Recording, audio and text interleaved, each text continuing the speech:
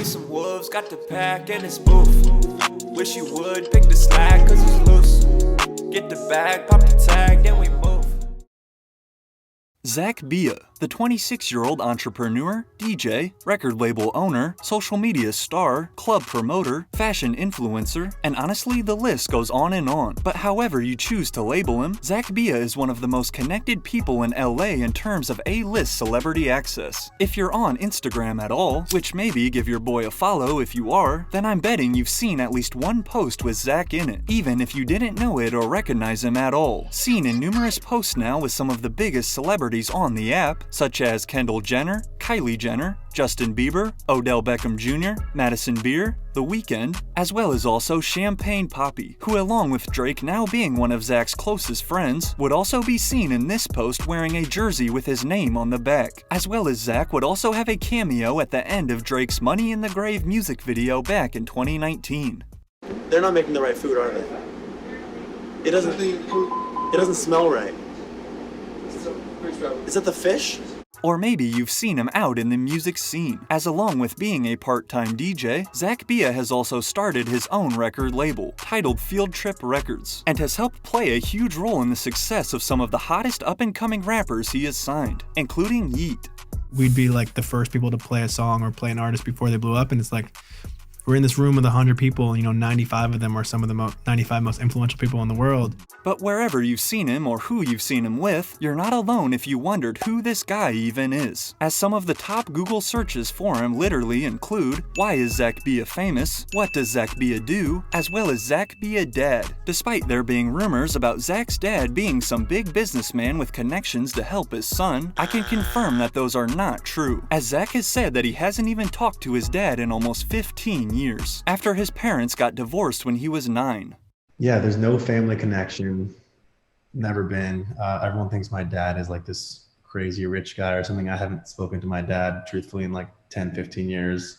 I'm not even sure exactly where he is, to be honest. But in this video, we will answer all of those questions, hear the real story of how Zack actually got to where he is, hear why he credits Fetty Wap for all of his success, as well as of course also see Zack's very impressive list of girls that he's been with, honestly up there with the likes of Pete Davidson's, which Zack Bia girlfriend is also one of the top Google searches. So let's get into it. With one of the most interesting come-up stories and the true definition of just living your life and things falling into place, the question we all want to know: who is Zack Bia, Hollywood's most mysterious face?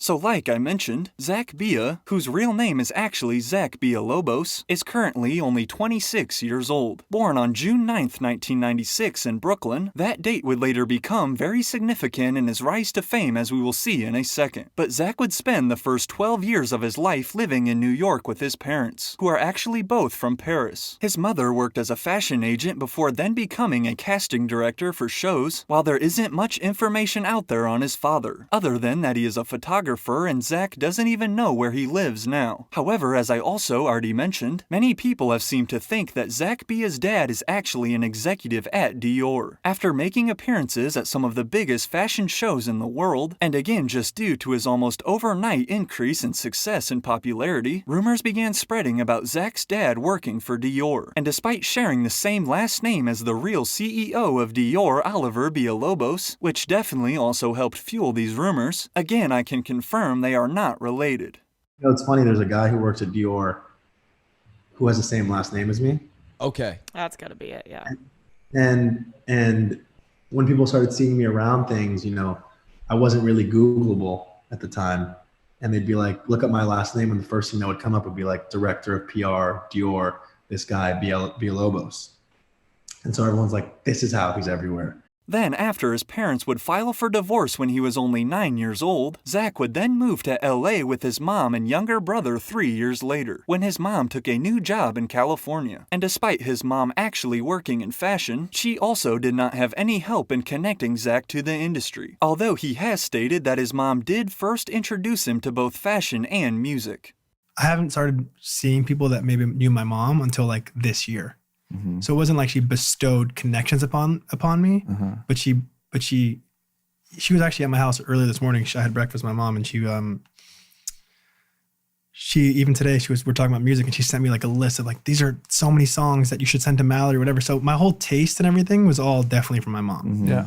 So now out in LA, Zack Bia would attend the public Beverly Hills High School on an out-of-district permit. Then once he graduated high school, Zack would enroll at a local community college for a year before then deciding to transfer to USC. However, that summer of his 19th birthday right before his first year at USC would change his life forever. To celebrate his 19th birthday, Zack and his small group of 4 boys decided to go out to the club for the first time ever, on a Monday night to the local West Hollywood nightclub Hooray Henry's. However, their night would get off to a rough start. First of all, Zack and his friends would roll up to the club at 10 p.m., when the venue wasn't even open yet and the staff was still in pre-shift meetings. And along with showing up early, Zack and his boys were also dressed up in suits, an attire not very common at nightclubs. However, all of the club employees thought it was hilarious, then actually let them in and told them to buy a bottle, as I guess this establishment was legal for 19-year-olds to drink. So now while in the venue, enter the man who would indirectly change Zack Bia's life forever, Fetty Wap. Back at this time in the summer of 2015, Fetty Wap was at the peak of his career. Having just dropped his smash hit Trap Queen along with the My Way remix with Drake, Fetty was one of the hottest rappers out.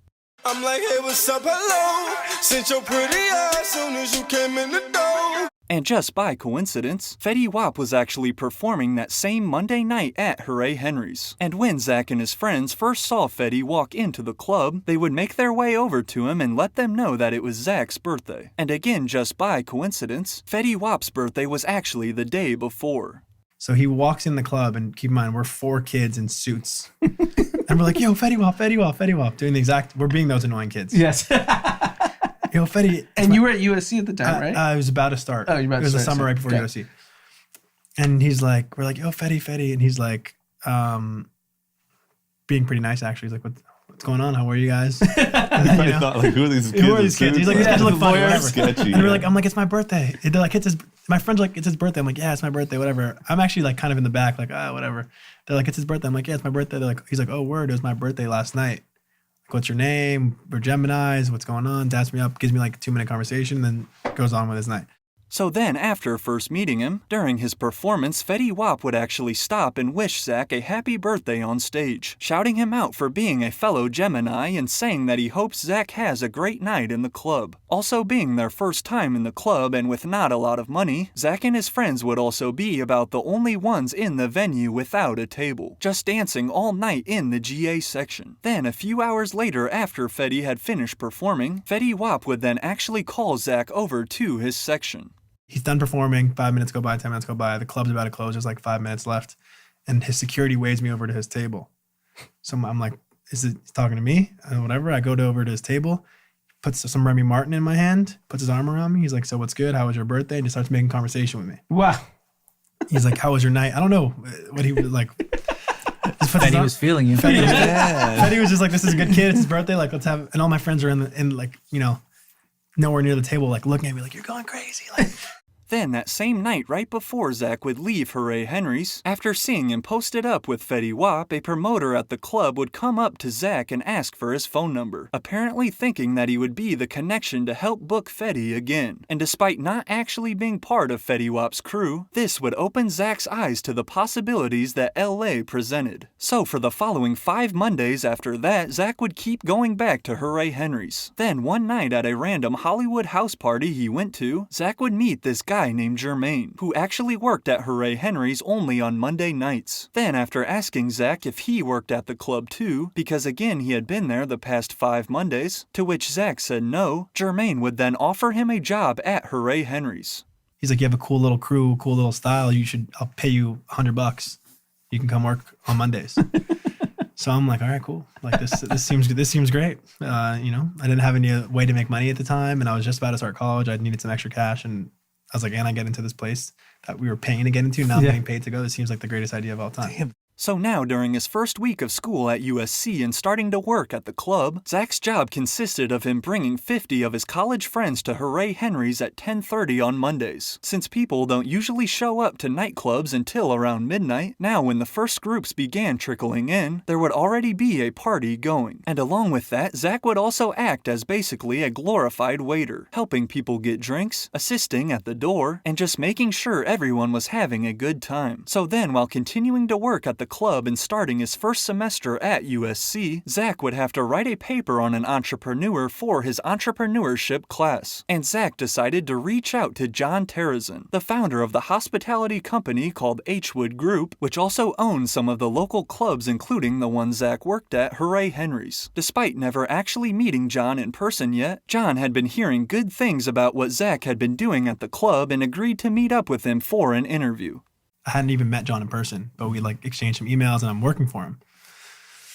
And I'm like, can I come interview for my thing? And he's like, oh, you go to USC? Of course, you know, I'll always make time for USC student, whatever. So I go to meet with John and we just start talking, and like our 20-minute meeting turns into like an hour and a half. We're talking about all these things. We realize how we're so similar in a lot of ways. And after the two would immediately hit it off, Zack Bia would actually then begin interning for H-Wood, and basically became John's right-hand man at age 19. Then, after continuing to expand his network as well as his knowledge for promoting events, John would then put Zack in charge of an underperforming night at one of the clubs he owned, Wednesday nights at the karaoke bar Blind Dragon. So Zack and one of his friends who was a DJ would then take over for the night, and with it being the first time he'd ever really hosted an event, Zack went all out on promoting it, making Facebook events inviting his friends, printing flyers out to place all over campus, and just telling everyone he knew to come out to Blind Dragon on Wednesdays. And that first Wednesday night that he was in charge, which Zack would call Whisper Wednesdays, would go crazy and shock the owners.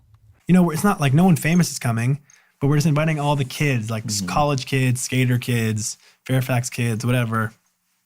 And the first night, and since it's our own night, we get to run the door. Yeah.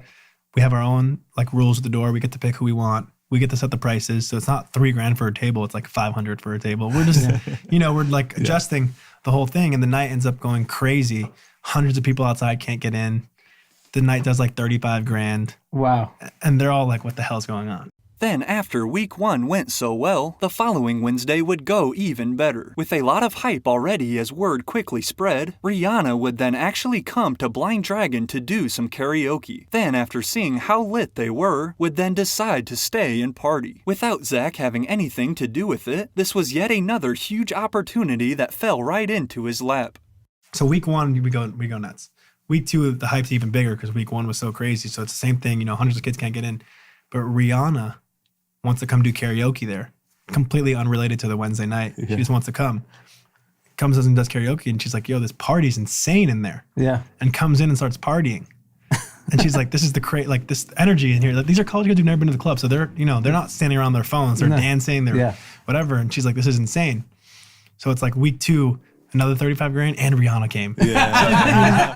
So then, after continuing to work more and more nights at the clubs, it wasn't until Zack and John partnered with each other to open Delilah that everything changed. Delilah is another hospitality venue owned by H-Wood Group, and as the website says, brings a modern approach to the vibes of the Roaring Twenties with American cuisine. As Zack stated in an interview, we, being him and John, grew stronger together. I showed him the new stuff that I thought was cool, he introduced me to his older contacts, and then we opened Delilah. That's when everything changed. Delilah is to LA what Chiltern Fieldhouse is to London. It's not a club. There's no who's who, no promoters. It was just John and I handling the reservations with our team, and we created a restaurant where people wanted to stay after their meals. And one of those reservations at Delilah would actually be Zack's favorite artist of all time, Drake, who would quickly become a regular client.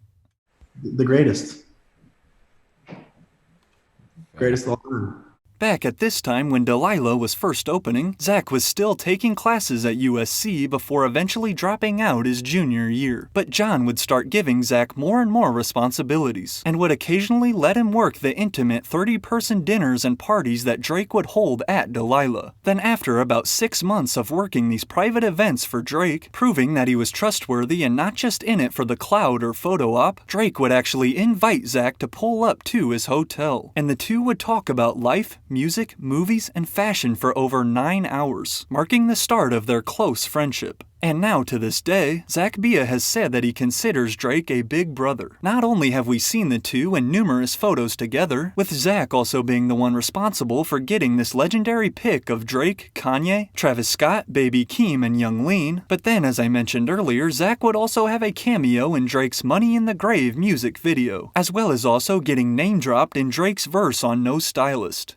Don't know where y'all niggas at. I been here, I been back. In Delilah, word to Zack. I need action, that's a fact. But Drake isn't the only artist that Zack Bia has developed a great relationship with. Back in 2020, Zack would start his own record label, Field Trip Records. As he explains it, new artists were already being discovered at my parties and career-changing connections were happening every night, so it only made sense to enter the record business myself and formalize the process. After being a big fan of the music and entertainment industry his whole life, Zack Bia and his small team at Field Trip Records would begin signing young emerging artists to the label, including singer Mallory Merk, as well as underground rappers SSG Kobe and Slump Sixes.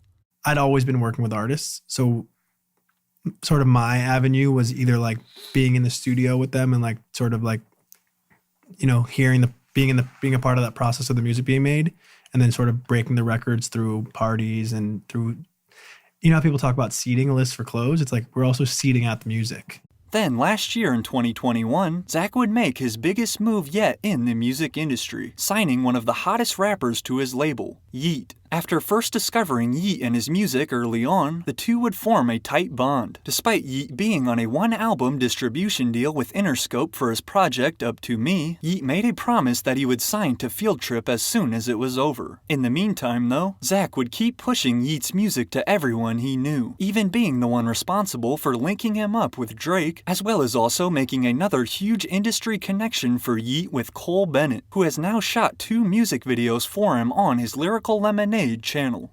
What's up, man? I'm doing good. Cole and Yeat Creatives doing some new shit. Double video, 2-in-1. Cole never did that before, so I think it's just cool that, you know, with Yeat and Cole coming together, they're coming with a whole new energy. But then once Yeat's one-album deal was up, despite new offers flying in from other huge labels, Yeat would stick to his word and sign with Zack Bia and Field Trip Records. After seeing how much Zack had already helped his career, Yeat said that the decision was easy. And Zack has only helped Yeat blow up even more and make many other huge connections for him, as he constantly plays his songs during his DJ sets, including this one at The Weeknd's birthday party.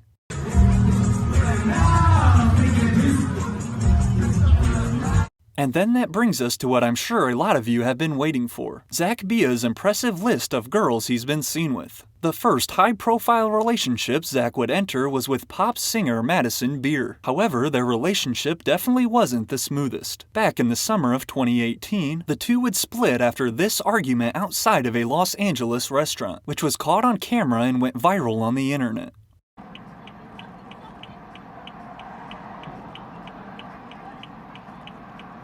Then, after getting back together a few months later, the couple would split for good in March of 2019, with Madison posting these tweets in reference to their relationship. And along with those tweets, back in February of 2020, Madison Beer would release her new single titled Selfish, in which she pretty clearly addresses her relationship with Zack. And this song would also spark rumors that the reason the two broke up was because Zack cheated on her, which he has since confirmed is not true. I never cheated on Madison. It's something that's perpetuated by the internet. We weren't perfect by any means, but I think the whole thing definitely got out of hand online for sure. Then, following his split from Madison Beer, there would also be rumors about Zack Bia possibly dating Kendall or Kylie Jenner, as he was and still is constantly seen with them. However, those rumors would later be shut down as they would instead call Zack their best friend. Then there would be more rumors about him possibly dating Outer Banks star Madeline Klein, after the two were first photographed hanging out together back in December of 2021. However, again, these rumors were also shut down. As Zack would say in an interview, "We are not dating. She has such a busy schedule and I think I have such a busy schedule. It is one of those things where we really enjoy hanging out and enjoy going to dinner, but we never officially started dating and probably will never officially stop because we are just hanging out."